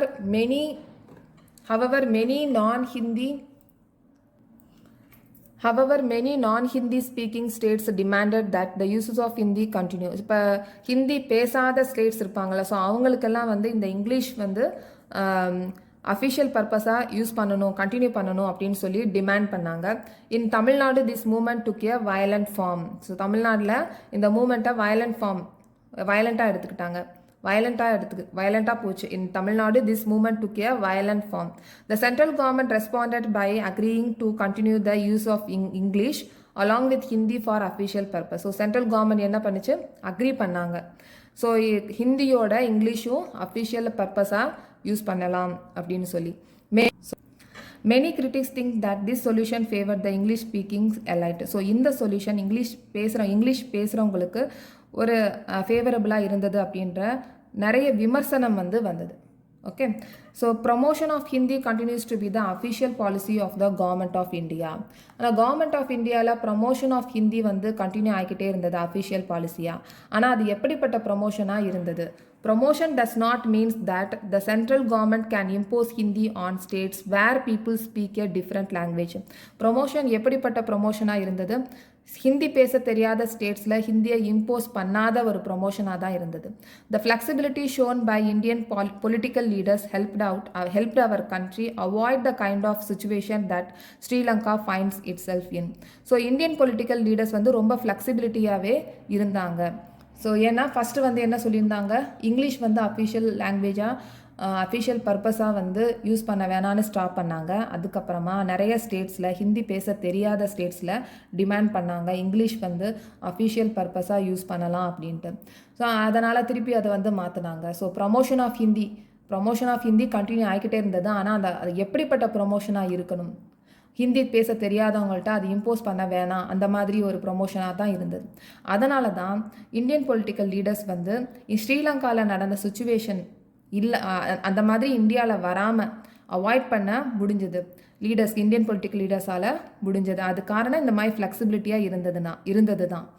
centre state relations restructuring the centre state relation is one more way in which federalism has been strengthened. So restructure அப்படின்னு சொல்லியிருக்காங்க. என்ன restructure பண்ணியிருக்காங்க அப்படின்றத பார்க்கலாம். How the constitutional arrangements for sharing power work in reality depends to a large extent on how the ruling parties and leaders follow these arrangements. So constitutional power sharing arrangements என்னதான் சொல்லி இருந்தாலும் அதை follow பண்ணுற ruling parties and leaders அவங்க எப்படி follow பண்ணுறாங்க அப்படின்றது தான், அதை பொறுத்து தான் இருக்குது இந்த ஃபெடரலிசமோட strength. For a long time, the same party ruled both at the center and in most of the states. This meant that the state government did not exercise their right as autonomous federal units. So இப்போ இதில் பார்த்தீங்க அப்படின்னா central government, இந்த same பார்ட்டியே வந்து central கவர்மெண்ட்லேயும் most of the ஸ்டேட்ஸ்லையும் rule பண்ணிட்டு இருந்தாங்க அப்படின்னா மற்ற ரீஜனல் பார்ட்டிஸ் அவங்களுடைய பவர்ஸ் எக்ஸசைஸ் பண்ண முடியாமல், அவங்களுடைய அட்டானமஸில் எக்ஸசைஸ் பண்ண முடியாமல் இருக்கும். ஈவன் சென்ட்ரல் கவர்மெண்ட் இந்த ரீஜனல் பார்ட்டிஸோட பவர்ஸை அண்டர்மைன் கூட பண்ணும். So as and when the ruling party and the state level was different, the parties that ruled the center tried to undermine the power of state. So அவங்களோட பவர்ஸை undermine கூட பண்ணிட்டு இருந்தாங்க. In those days, the central government would often misuse the constitution to dismiss the state government that were controlled by rival parties. So இவங்களோட opposite rival parties இருக்காங்கல்ல, போட்டியாக இருக்கிற இந்த parties, இவங்களை கண்ட்ரோல் பண்ணுறதுக்கு கான்ஸ்டியூஷனை மிஸ்யூஸ் பண்ணி டிஸ்மிஸும் பண்ணிட்டு இருந்தாங்க. ஸோ அதனால் இந்த ஸ்பிரிட் ஆஃப் ஃபெடரலிசம் என்ன ஆச்சு, அண்டர்மைன் ஆயிடுச்சு. All this changed significantly after 1990. இது எல்லாமே 1990ல சேஞ்ச் ஆயிடுச்சு. This period saw the rise of regional political parties in many states of the country. This was also the beginning of era of coalition government at the center. Since no single party got a clear majority in the Lok Sabha, the major national parties had to enter into an alliance with many parties, including several regional parties, to form a government at the center. So, இப்போ இந்த regional parties எல்லாருமே வந்து ஒரு collision government அப்படின்றத start பண்ணாங்க. Alliance அப்படின்னா கூட்டமைப்பு. So இப்போ இந்த பிக்சரில் பார்த்தீங்கன்னா அலையன்ஸ் எல்லாமே கூட்டமைப்பு சேர்ந்து ஒரு சென்ட்ரல் கவர்மெண்ட்டை வந்து ஃபார்ம் பண்ணியிருக்காங்க. This lead to the new culture of power sharing and respect of the autonomy of state government. So இந்த மாதிரி இருக்கிறதுனால ஸ்டேட் கவர்மெண்ட்ஸ் அவங்க அட்டானமியில் அவங்களோட பவர்ஸை வந்து பயன்படுத்த முடியும். ஓகே, ஸோ இங்கே this trend was supported by a major judgment of the Supreme Court that made it difficult for the central government to dismiss state governments in an arbitrary manner. So இந்த மாதிரி அவங்க collision government பண்ணுறதுனால இங்கே supreme court வந்து அதுக்கு support பண்ணியிருந்தாங்க. Supreme court வந்து support பண்ணாங்க. ஸோ அதனால் இந்த சென்ட்ரல் கவர்மெண்ட் வந்து ஈஸியாக ஸ்டேட் கவர்மெண்ட்டை டிஸ்மிஸ் பண்ண முடியாது. ஸோ இப்போ இந்த மாதிரி ரீஸ்ட்ரக்சர் பண்ணியிருக்கிறதுனால ஃபெடரலிசம் முன்னே இருந்ததை விட இப்போ எஃபெக்டிவாக இருக்குது.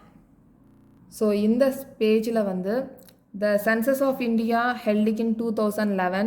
This census recorded more than 1,300 distinct languages which people mentioned as their mother tongue. So 2011ல வந்து census of India வந்து ரெக்கார்ட் பண்ணியிருக்காங்க. more than 1,300 distinct language வந்து பீப்புளோட மதர் டங்காக இருந்திருக்கு. ஸோ 1300 லாங்குவேஜஸ் டிஃப்ரெண்ட் லாங்குவேஜஸ் வந்து மதர் டங்காக நம்ம நாட்டில் யூஸ் பண்ணிட்டு இருந்திருக்காங்க. ஸோ இதில் வந்து கொஞ்சம் லாங்குவேஜஸை வந்து குரூப் பண்ணியிருப்பாங்க. அந்த மாதிரி குரூப் பண்ணியும் 121 மேஜர் லாங்குவேஜஸ் வந்து இருந்திருக்கு. ஓகே, அதுக்கப்புறமா 22 லாங்குவேஜஸ் வந்து ஷெட்யூல்டு லாங்குவேஜாக இருக்குது. நம்ம அப்போதே பார்த்தோம் ஹிந்தி தவிர்த்து 21 லாங்குவேஜஸ் அப்படின்னு. இதில் ஹிந்தி சேர்த்து 22 லாங்குவேஜஸ். ஸோ நெக்ஸ்ட் வந்து அதர்ஸ் ஆர் கால்டு நான்-ஷெட்யூல்டு லாங்குவேஜ் அப்படின்னு சொல்கிறாங்க. ஓகே, ஸோ நெக்ஸ்ட் வந்து இதில் ஹிந்தி இப்போ இந்த டேபிளில் பார்த்தீங்க அப்படின்னா இதில் மதர் டங் ரொம்ப பேசுகிற எந்த லாங்குவேஜ் மதர் டங் அதிகமாக பேசுகிற லாங்குவேஜ் வந்து ஹிந்தி தான். 43.63%. ஹிந்திக்கு அப்புறமா யார் பேசுகிறாங்க அப்படின்னா பெங்காலி வந்து 8.03%. எது வந்து ரொம்ப மினிமமாக மதர் டங்காக இருக்குது அப்படின்னு பார்த்தீங்கன்னா எந்த லாங்குவேஜ் பார்த்தீங்கன்னா இங்கிலீஷ் தான். இப்போ இதில் பார்த்தீங்கன்னா as for English only 0.02% Indians recorded it as there mother tongue. English வந்து ரொம்ப கம்மியான பர்சன்டேஜில் தான் வந்து மதர் டங்காக இருந்திருக்கு இங்கிலீஷ். ஸோ இந்த இன்ஃபர்மேஷன்லாம் படித்து வச்சுக்கோங்க, எம்சிக்யூவில் கேட்குறதுக்கு சான்சஸ் இருக்குது. ஸோ இதில் வந்து பார்த்தீங்கன்னா இந்த இன்ஃபர்மேஷனில் பார்த்தீங்கன்னா இந்த பிக்சர் எதை காமிக்குது? சேம் பார்ட்டி வந்து சென்ட்ரல் கவர்மெண்ட்லேயும் சம் ஆஃப் த ஸ்டேட்ஸ்லையும் கவர்ன் பண்ணிச்சு அப்படின்னா மற்ற ஸ்டேட்ஸில் இருக்கிற பார்ட்டிஸ் வந்து பவர்ஸை வந்து கேட்குற மாதிரி இந்த பிக்சர் இருக்குது. ஸோ இந்த பிக்சர் பார்த்தீங்கன்னா coalition government regional parties of the state மற்ற ரீஜனல் பார்ட்டிஸ் ஆஃப் ஸ்டேட் எல்லாருமே அலையன்ஸ் கூட்டமைப்பு வச்சு கவர்மெண்ட்டாக ஃபார்ம் பண்ணியிருக்காங்க, கொலேஷன் கவர்மெண்ட்டாக ஃபார்ம் பண்ணியிருக்காங்க. இதில் இது இருக்குது.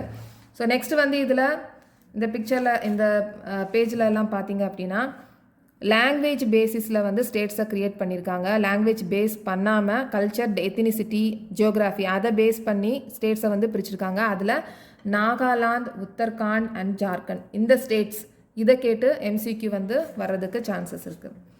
ஸோ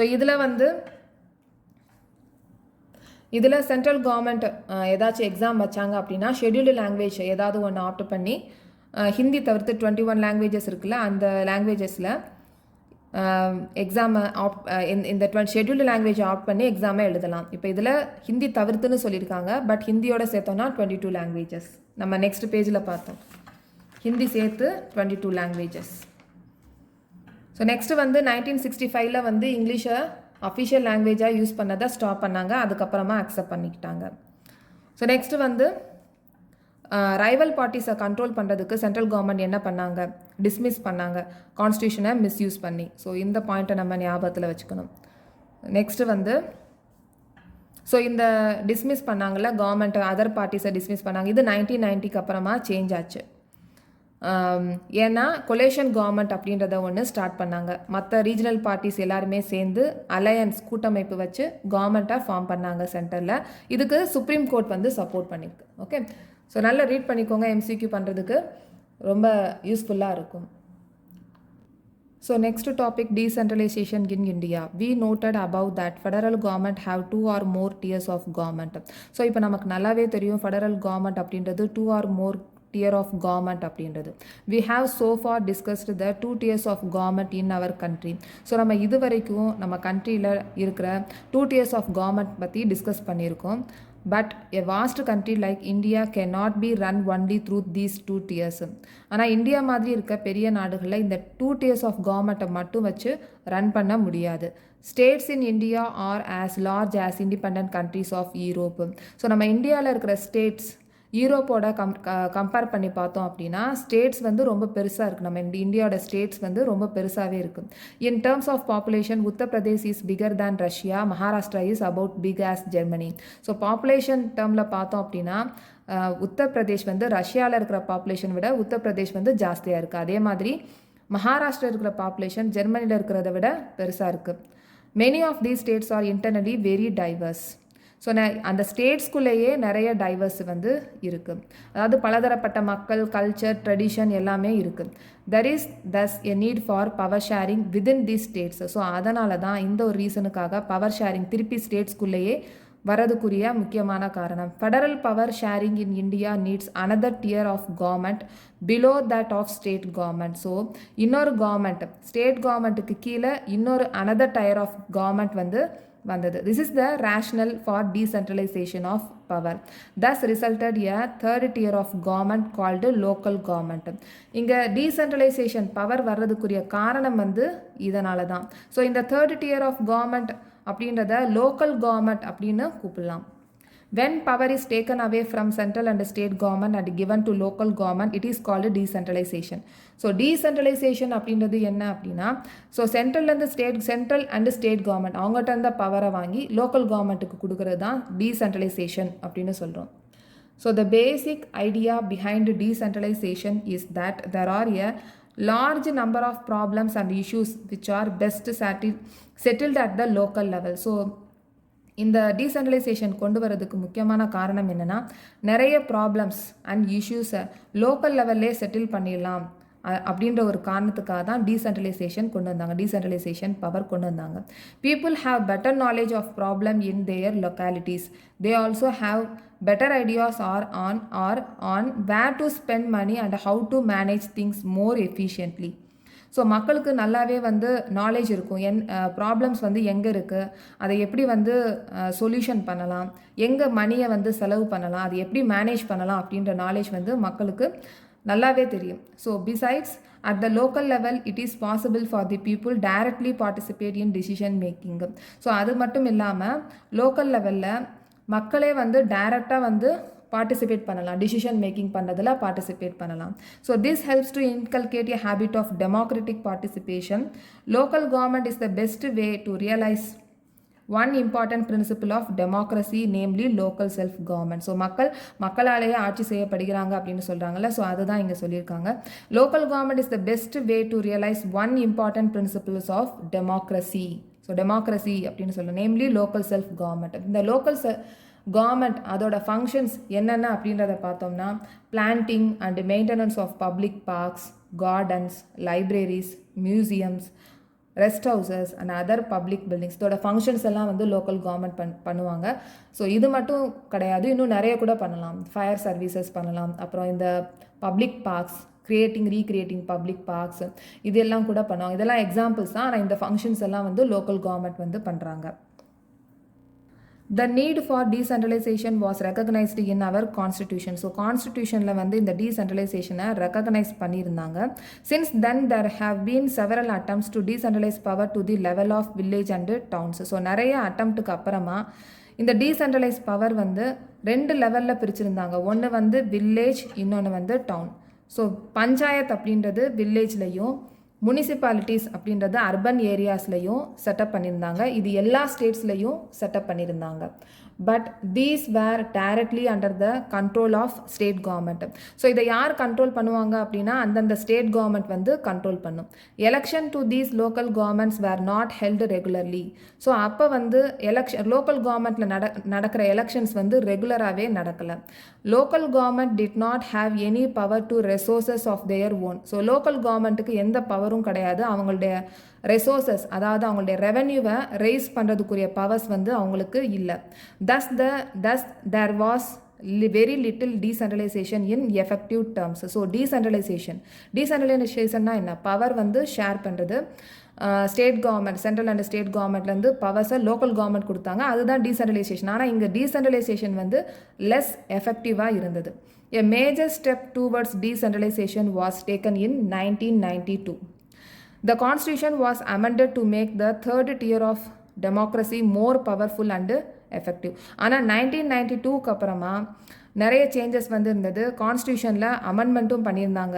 இந்த டீசென்ட்ரலைசேஷன் பவரை மோர் எஃபெக்டிவாக இருக்கணும் அப்படின்றதுக்காக அமெண்ட்மெண்ட் வந்துச்சு.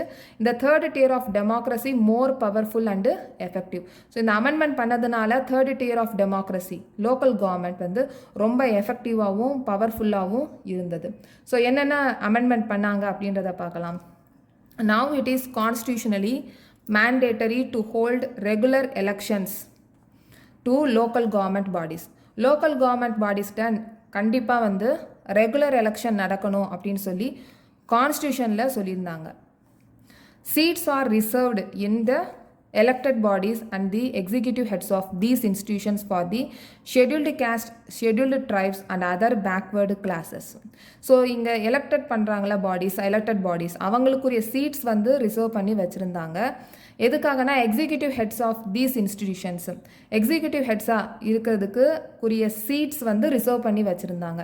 யார் யாருக்கு அந்த மாதிரி ப்ரியாரிட்டிஸ் கொடுத்தாங்க அப்படின்னா scheduled caste, scheduled tribes and other backward classes அவங்களுக்கு வந்து சீட்ஸ் ரிசர்வ் பண்ணி வச்சுருந்தாங்க. ஸோ அவங்களுக்கு மட்டும்தான் சீட்ஸ் ரிசர்வ் பண்ணி வச்சுருந்தாங்களா? இல்லை, உமனுக்கும் வந்து சீட்ஸ் வந்து ரிசர்வ் பண்ணி வச்சுருந்தாங்க. At least 1/3 of all positions are reserved for women. So 1/3 எல்லா பொசிஷன்ஸ்லையும் 1/3 உமன் வந்து பார்ட்டிசிபேட் பண்ணணும். அதனால் அவங்களுக்கு சீட்ஸ் வந்து ரிசர்வ் பண்ணி வச்சுருந்தாங்க. And independent institution called the state election commission has been created in each state to conduct panchayat and municipal election. So இந்த panchayat and municipal அங்கே அந்த ஏரியாவில் எலெக்ஷன் வந்து கண்டக்ட் பண்ணுறதுக்காக ஒவ்வொரு ஸ்டேட்லையும் ஸ்டேட் எலெக்ஷன் கமிஷன் அப்படின்ற ஒரு இண்டிபெண்டன்ட் இன்ஸ்டிடியூஷனை க்ரியேட் பண்ணியிருந்தாங்க. The state governments are required to share some powers and revenue with local government bodies. The nature of sharing varies from state to state. So இப்போ state government வந்து அவங்களுடைய powers, அவங்களுடைய ரெவன்யூவை வந்து local government கிட்ட share பண்ணியிருந்தாங்க. ஆனால் இந்த share பண்ணுறது வந்து ஒவ்வொரு ஸ்டேட்டுக்கும் மாறுபடும். இது எல்லாமே வந்து 1992 அப்புறமா நடந்தது. ஆனால் அதுக்கு முன்னாடி எப்படி இருந்தது? ஸ்டேட் கவர்மெண்ட் லோக்கல் கவர்மெண்ட் கிட்ட எந்த ஒரு பவர்ஸையும் ஷேர் பண்ணாது, ரெசோர்ஸையும் ஷேர் பண்ணாது. அதுக்கு முன்னாடி எப்படி இருந்தது? எலெக்ஷன் வந்து கண்டக்ட் பண்ண மாட்டாங்க. ஸோ இந்த மாதிரி இந்த 1992க்கு முன்னாடி இருந்தது. ஆனால் 1992ல் நிறைய சேஞ்சஸ் இருந்தது. அதனால் லோக்கல் கவர்மெண்ட் வந்து கொஞ்சம் எஃபெக்டிவாக இருந்தது. Rural local government is popularly known by the name Panchayati Raj. Each village or a group of village in some states has a Gram Panchayat. This is council consisting of several ward members, often called Panch, and a president or Sarpanch. They are directly elected by all the adult population living in that ward or village. So இதில் பார்த்தீங்க அப்படின்னா first வந்து village level இதில் village or group of village வந்து இருப்பாங்க. So அவங்களாம் சேர்ந்து இருக்கிறது தான் இந்த கிராம் பஞ்சாயத்து. ஸோ இதில் இருக்கிற பாப்புலேஷன் மக்கள் வந்து டைரெக்டாக வந்து ஓட் போடலாம். ஓட் போட்டு வார்ட் மெம்பர்ஸை செலக்ட் பண்ணுவாங்க. வார்ட் மெம்பர்ஸ் அப்படின்றவங்க தான் பாஞ்ச். ஸோ அதுக்கப்புறமா அதில் வந்து பிரசிடெண்ட் வந்து சார்பாஞ்ச் அப்படின்னு சொல்லுவாங்க. ஓகே, ஸோ இது யாரோட சூப்பர்விஷனில் இருக்குது அப்படின்னா கிராம் சபா. இது கண்ட்ரோல் பண்ணுது இந்த கிராம் பஞ்சாயத்தை. So it is decision making. It is the decision making body for entire village. The panchayat works under the overall supervision of Gram Sabha. All the voters in the village are its members. It has to meet at least twice or thrice in a year to approve annual budget of the Gram Panchayat. So வருஷத்துக்கு 2 தடவை இல்லை 3 தடவை meet பண்ணி annual பட்ஜெட்டை வந்து approve பண்ணும். அதே மாதிரி இந்த கிராம் பஞ்சாயத்தோட பெர்ஃபார்மன்ஸ் எப்படி இருக்குது அப்படின்றத ரிவ்யூவும் பண்ணும். Okay, so gram panchayat and to review the performance of the gram panchayat. So next the local government structure goes right up to district level. So இதோட ஸ்ட்ரக்சர் எப்படி இருக்குன்னா டிஸ்ட்ரிக்ட் லெவல் வரைக்கும் இருக்குது. A few gram panchayats are grouped together to form the what is usually called panchayat samiti or block or mandal level. So இதெல்லாம் கிராம் பஞ்சாயத்தை குரூப் பண்ணி இருக்கிறது தான் இந்த panchayati panchayat samiti block or mandal level அப்படின்னு சொல்லுவோம். பிளாக் ஆர் மண்டல் அப்படின்னு சொல்லுவோம். The members of this representatives body are elected by all the panchayat members in the area. So இப்போ இதில் வந்து யார் செலக்ட் பண்ணுவாங்க? இதோட ஹெட் ரெப்ரசன்டேட்டிவ்ஸ் யார் செலக்ட் பண்ணுவாங்கன்னா இங்கே இருக்கிற மெம்பர்ஸ் தான் வந்து இந்த ரெப்ரசன்டேட்டிவ்ஸை செலக்ட் பண்ணுவாங்க, எலெக்ட் பண்ணுவாங்க. Elected by all the panchayat members in the area. All the panchayat samitis or mandals in the district together constitute the Jilla District Parishad. So இப்போ இந்த பஞ்சாயத் சமிதி குரூப் ஆஃப் பஞ்சாயத்தி சமிதி இருக்காங்கல்ல, டிஸ்ட்ரிக்ட் டுகெதர், இது ஒன்றா சேர்ந்தது, இது எல்லாமே சேர்ந்து தான் இந்த ஜில்லா பரிஷத். ஸோ இதில் இருக்கிற members most members of the zila parishad are elected. So இதில் இருக்கிற மெம்பர்ஸ் பற்றி சொல்லியிருக்காங்க. Members of the Lok Sabha, members of the Lok Sabha and MLAs of the district and some other officials of other district level bodies are also in its members. Jilla Parishad chairperson is the political head of the Jilla Parishad. So இதோட political head யாருன்னா Jilla Parishad chairperson. So இப்போ next வந்து urban ஏரியாவில் local government எப்படி இருக்குது அப்படின்றத பார்க்கலாம். Similarly local government bodies exist for urban area as well. Municipalities set up in towns, big cities are constituted into municipal corporation. So இப்போ டவுனில் பார்த்தீங்கன்னா முனிசிபாலிட்டி செட்டப் பண்ணியிருப்பாங்க. அதே மாதிரி பிக் சிட்டிஸில் வந்து முனிசிபல் கார்பரேஷன் இருக்கும். Both municipalities and municipal corporations are controlled by elected bodies consisting of people's representatives. So representatives வந்து கண்ட்ரோல் பண்ணுவாங்க இந்த both municipalities and municipal corporation. So municipal chairperson is the political head of municipality. முனிசிபாலிட்டியோட political head யாருன்னா municipal chairperson. அதே மாதிரி municipal corporation அவங்களோட head யார் அப்படின்னா mayor. So this new system of local government is largest experiment in democracy conducted anywhere in the world. There are now about 36 lakh elected representatives in the panchayats and municipalities etc. இப்போ இதில் இருக்கிற representatives பார்த்தீங்கன்னா 36 lakhs அப்படின்னு சொல்கிறாங்க. All over the country நம்ம எல்லாரையும் சேர்த்தோம்னா இந்த கண்ட்ரியில் இருக்கிற எல்லா ரெப்ரசன்டேட்டிவ்ஸ் பார்த்தோம்னா 36 lakhs இருக்கு அப்படின்னு சொல்கிறாங்க.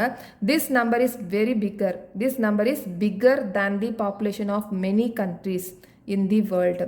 ஸோ நிறைய கண்ட்ரீஸில் பாப்புலேஷன் எவ்வளோ இருக்கோ அதை விட ஜாஸ்தியாக இருக்குது அப்படின்னு சொல்கிறாங்க.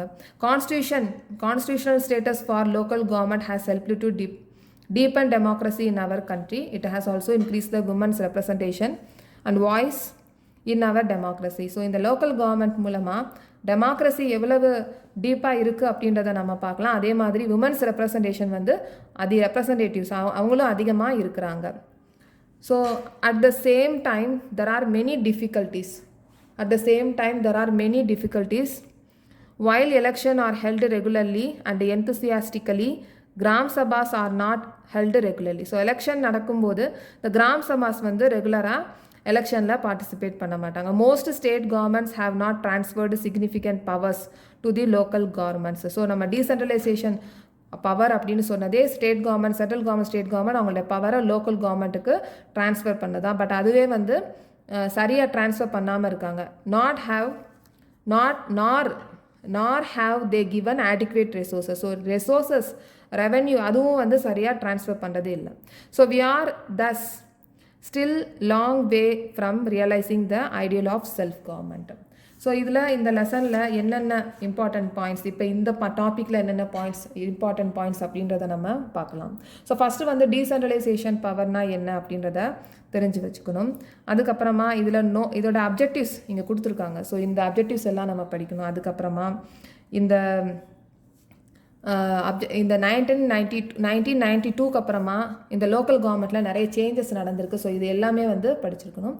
அதே மாதிரி ரூரல் லோக்கல் கவர்மெண்ட் எப்படி ஸ்ட்ரக்சர் இருக்குது, அதே மாதிரி அர்பன் லோக்கல் கவர்மெண்ட்டில் எப்படி ஸ்ட்ரக்சர் இருக்குது, அதோட பொலிட்டிக்கல் ஹெட், இதில் வந்து பொலிட்டிக்கல் ஹெட் யார் இருக்காங்க, அதில் பொலிட்டிக்கல் ஹெட் யார் இருக்காங்க, இதில் யார் சூப்பர்விஷன் பண்ணுறாங்க அப்படின்றதையும் நல்லா படித்து வச்சுக்கணும். ஓகே, ஸோ நெக்ஸ்ட் சாப்டரில் பார்க்கலாம். இந்த வீடியோ, இந்த சேனல் உங்களுக்கு பிடிச்சிருந்துச்சுன்னா சப்ஸ்கிரைப் பண்ணுங்கள், ஷேர் பண்ணுங்கள், லைக் பண்ணுங்கள், கமெண்ட் பண்ணுங்கள். தேங்க்யூ.